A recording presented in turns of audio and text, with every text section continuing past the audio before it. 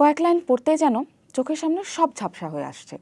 বইটা হাতে নিলাম, কিন্তু 2 পাতা পড়ার আগেই মন অন্য কোথাও চলে গেল।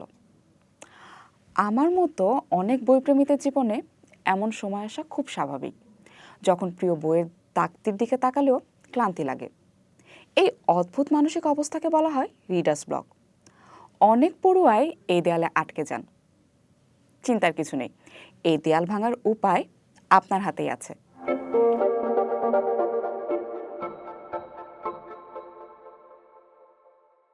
আমরা ভুলটা করি শুরুতেই। পড়ার অভ্যাসে একটু ঝিমিয়ে গেলেই অনেকে তলস্তয় কিংবা রবীন্দ্রনাথের মতো লেখকের কোনো বিশাল ক্লাসিক নিয়ে বসে পড়ি। ব্রিটিশ সাংবাদিক স্টুয়ার্ট জেফ্রিস ঠিকই বলেছেন, আমরা আমাদের লক্ষ্যটা অনেক উঁচুতে সেট করে ফেলি।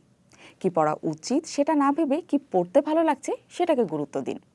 ছন্দ ফিরে পেতে ছোট আর সহজ বই দিয়ে নতুন করে শুরু করুন। 500 পৃষ্ঠার একটা উপন্যাসের ওজন অনেক সময় পাঠককে মানসিকভাবে পিছিয়ে দেয়। এর চেয়ে বরং একটা ছোট গল্পের সংকলন ধরুন। একই সাথে থ্রিলার বা রোমান্টিক বই পড়তে পড়তে অনেক সময় একঘেয়েমি চলে আসে, তাই মাঝে মাঝে জনরা বদলে ফেলুন। মস্তিষ্ককে সচল রাখতে বইয়ের তালিকায় বৈচিত্র্য আনুন। রহস্য গল্প ভালো না লাগলে কোনো হাস্যরসের বই ধরুন, কিংবা একটা নন ফিকশন পড়ে দেখুন। কোনো বই পড়ার আগে তার 69 নম্বর পৃষ্ঠাটি পড়ে দেখুন।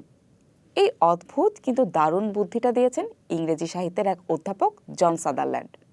যদি ওই অংশটুকু আপনার মন ছুঁতে না পারে, তবে জোর করে সেই বই পড়ার কোনো মানে নেই। মনে রাখবেন, সব বই শেষ করতেই হবে এমন কোনো বাধ্যবাধকতা নেই। ফিলোসোফার ফ্রান্সিস বেকনের ভাষায়, কিছু বই শুধু চোখে দেখার জন্য, সব চিবিয়ে হজম করার দরকার নেই। আমাদের মনোযোগ কেড়ে নিচ্ছে স্মার্টফোনের ডিজিটাল ডোপামিন।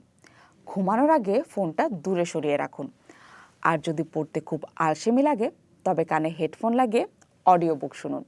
গবেষণা বলছে, অডিও বুক শোনা আপনার কল্পনা শক্তিকে আবারও জাগিয়ে তুলতে দারুণ কাজ করে। রিডার্স ব্লক মানেই বই পড়া শেষ নয়, এটা স্রেফ একটা সাময়িক বিরতি। নিজের পছন্দের সেই পুরনো প্রিয় বইটি দিয়েও চাইলে শুরু করতে পারেন।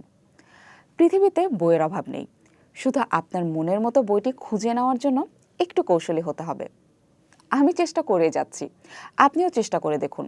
জোর করে নয়, বরং ভালোবেসে বইয়ের পাতায় ফিরে আসুন। Happy reading.